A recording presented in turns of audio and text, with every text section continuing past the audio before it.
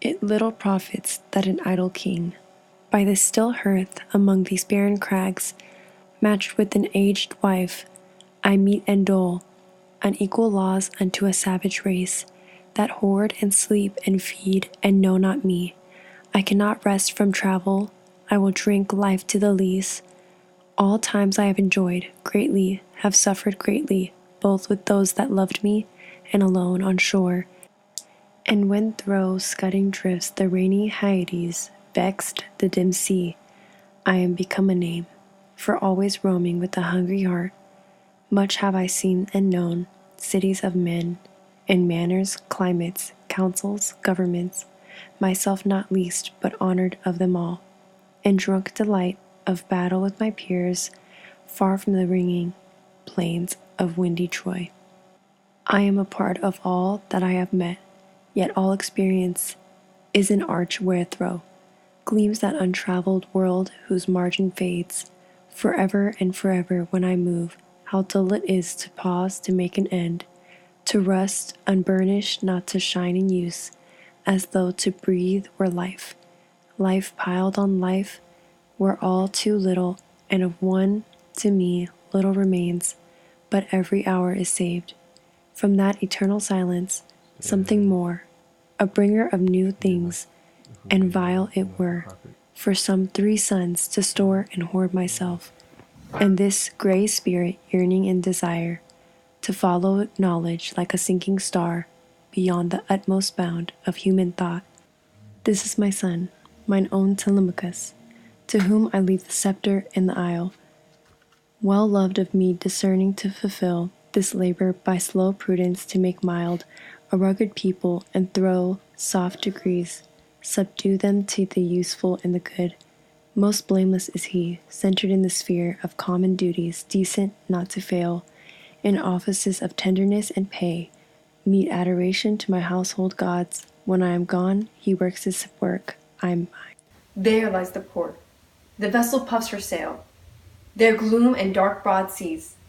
My mariners, souls that I've toiled and wrought and thought with me, that ever with a frolic welcome took the thunder, the sunshine, and opposed free hearts, free foreheads.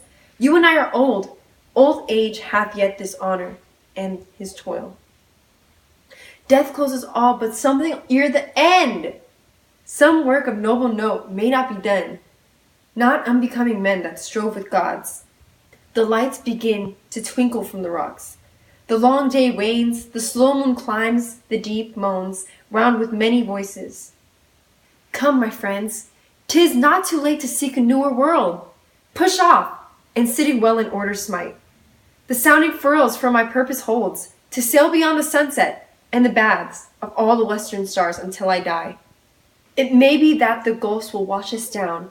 It may be we shall touch the happy isles, and see the great Achilles whom we know. Though much is taken, much abides, and though we are not now the strength which in old days moved earth and heaven, that which we are, one equal temper of heroic hearts, made weak by time and fate, but strong in will, to strive, to seek, to find, and not to yield. Uses iambic pentameter and free verse to help Ulysses express his ideas in a more conversational and casual way. Ulysses expresses how unhappy he is ruling the island and how he'd rather be exploring the seas and making new discoveries. The enjambment of the poem plays a part in displaying this idea because it stresses Ulysses' desire to keep discovering and keep acquiring new knowledge until basically he's dead. Due to his desire and his yearning for new wisdom, he hands his torch over to Telemachus to rule the island while he sets out and explores. He also encourages his fellow mariners that even though they're old, they should still find the desire to acquire new knowledge and acquire new wisdom, even though they may be old and weakened. Ulysses adds, "We are one equal temper of heroic hearts, made weak by time and fate, but strong in will, to strive, to seek, to find, and not to yield." It emphasizes the idea that he thinks it's very important to go out and explore and find new ways to live, even if you may be old or weakened. He's saying to be persistent and stay determined. The poem reflects the Victorian elements of science and technology in the way that Ulysses wants to make new discoveries and wants to explore the unknown world. He's looking for something to do that hasn't been done yet. I think it also reflects reform and change because he's encouraging his fellow older mariners to go out and do things that they weren't doing before, and he's encouraging them to do the same thing that he's trying to do. This poem also reflects Tennyson's personal life because shortly before writing this poem, Tennyson had lost a dear friend to him, and in the process of grieving, this poem encouraged him to keep going and fighting the good fight to live his life, even though his friend was gone.